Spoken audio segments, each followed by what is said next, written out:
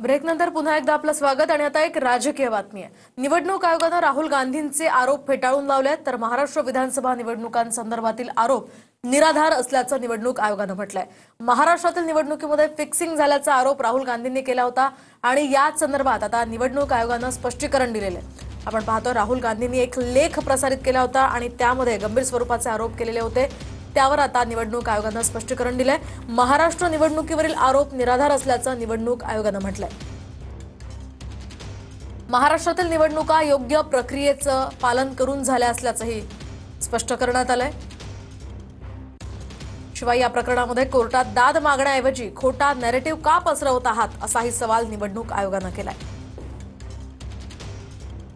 तर आपण पाहतो राहुल गांधींच्या या सगळ्या आरोपांवर आता निवडणूक आयोगाने स्पष्टीकरण दिलेलं आहे। निवडणूक आयोगाचे अध्यक्षांपासून अनेक गोष्टी फिक्सिंग झाल्याचा आरोप राहुल गांधींनी केला होता।